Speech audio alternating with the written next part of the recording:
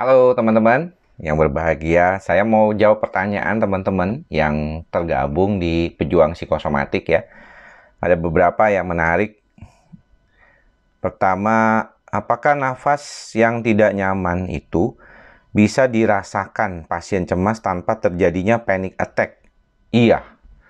Jadi kalau kita bicara tentang gejala yang terkait dengan kondisi gangguan cemas ya, itu biasanya dikaitkan dengan 3 organ besar, lambung, jantung, dan paru-paru.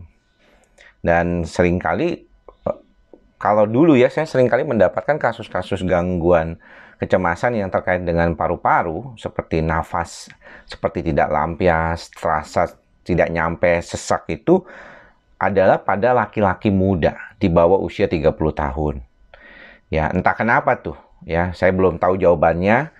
Mudah-mudahan nanti dalam perjalanannya kita mulai ketemu dari penelitian-penelitian yang terbaru ya.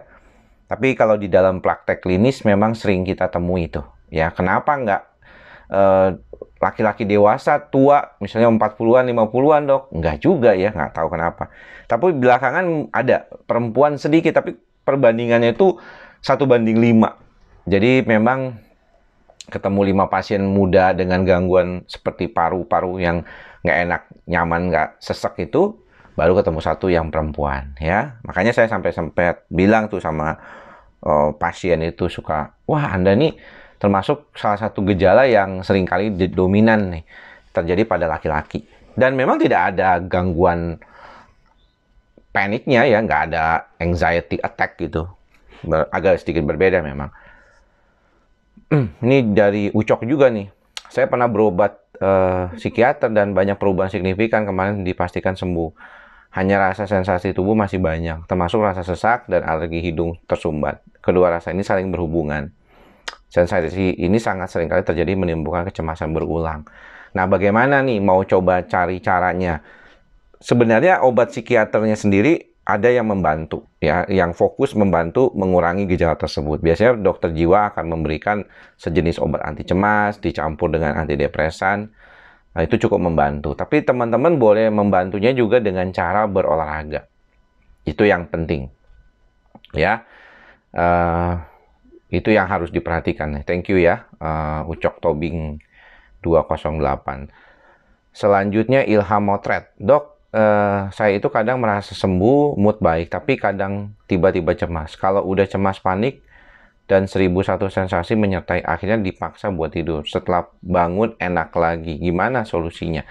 Kalau misalnya dia bangun tidur enak lagi, kemudian dia tidur, bisa membantu. Memang problemnya saat di dalam konteks mata tuh ya, konteks mata, telinga, ya, keseimbangan. Nah, coba cek dulu tuh.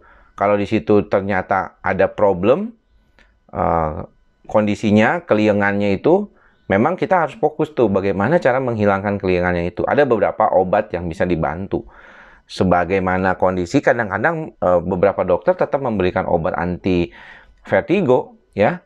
Kalau yang mau sederhana, biasanya teman-teman minum obat antimo, ya. Obat antimo dosisnya setengah aja, tapi kalau satu kan ngantuk, ya. Itu bisa ngebantu ya. Obat cemas untuk ibu menyusui ada ya, teman-teman boleh datang ke dokter jiwa terdekat kalau memang sampai memerlukan obat, boleh dengan menggunakan itu.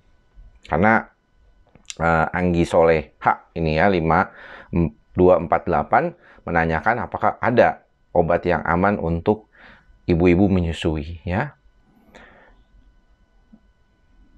Ini Ucok Tobing juga nanya lagi tuh, kan betul, usianya 27 tahun. Ya, betul ya. Saya rasa ini benar nih. Ada beberapa konteks di mana gejala-gejala yang berkaitan dengan paru-paru itu kebanyakan usia muda. Jadi betul nih ya. Jadi Ucok nih 2 minggu yang lalu sempat bertanya kembali. Mohon maaf, saya sempat agak off ya dari melihat pertanyaan-pertanyaan di kolom komentar dan juga di kolom ini, tapi saya belakangan ini saya akan coba kembali gitu ya. Jadi memang kalau demikian Anda bisa bantu dengan lari, aktivitas lari ya, atau berjalan kaki dulu sementara. Seperti saya juga ya, Ternyata dalam perjalanannya, ketika saya mencoba olahraga beban dan kardio seperti lari, itu bisa ngebantu lari, karena ternyata lari itu membuat saya punya nafas lebih panjang. Sehingga ketika saya berkonsultasi sama pasien, itu saya cukup nggak terlalu capek, nggak cepet capek. Ya, walaupun saya bisa 25 pasien kemarin, ya 2 kali setelah banyak libur tuh kan. Biasanya kan paling 10 gitu ya, 15 paling banyak. Ini sampai 25 karena ada banyak libur, libur pemilu, libur Imlek, libur Isra Mi'raj, itu terus banyak banget dan akhirnya menumpuk. Ya, tapi lumayan, ya bisa. Ya, teman-teman boleh coba. Zenso, selamat siang dok, saya usia 47, psikosomatik, IBD. Sudah 9 tahun berobat ke psikiater, sudah sangat dosis kecil antidepresan dan anti cemasnya. Pernah tidak makan obat 2 bulan, ternyata rasanya tidak nyaman. Apakah setelah putus obat bisa kembali ke dosis yang terakhir? Kalau IBD ini memang penyakit yang kronis ya. IBD ini kan inflammatory bowel disease. Jadi suatu jenis penyakit autoimun ya, ada jenisnya, ada colitis ulceratif dan Crohn disease. Itu memang adalah penyakit kronis. Jadi sebenarnya itu penyakit yang nggak ada hubungannya sama cemas sebenarnya. Tidak terkoneksi sebenarnya ya. Artinya orang cemas apakah jadi IBD? Tidak.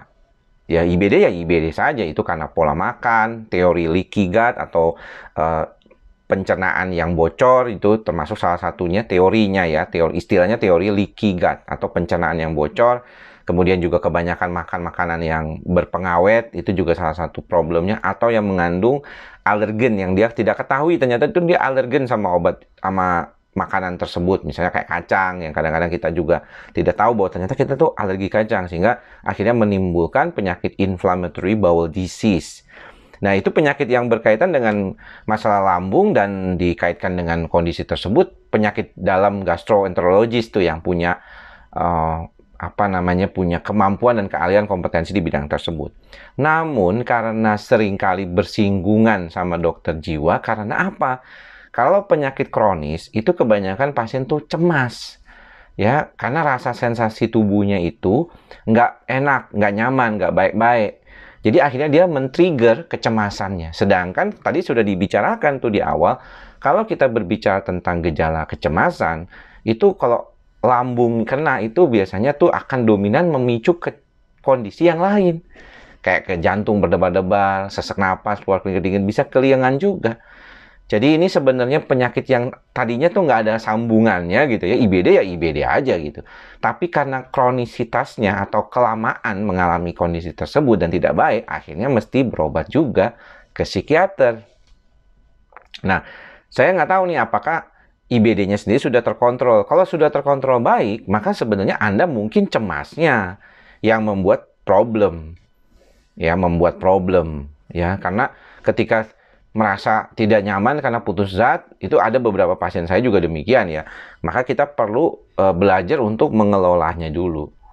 Jadi demikian ya teman-teman yang bisa saya jawab untuk pertanyaan para pejuang psikosomatik ya. Mudah-mudahan bisa mendapatkan manfaat dari jawaban ini. Nanti kita akan sambung berikutnya kalau misalnya ada waktu dan pertanyaan kembali. Sampai bertemu lagi. Selamat malam, selamat beraktivitas selanjutnya. Sampai ketemu, bye-bye. Salam sehat jiwa, ikhlas, sabar, dan sadar selalu.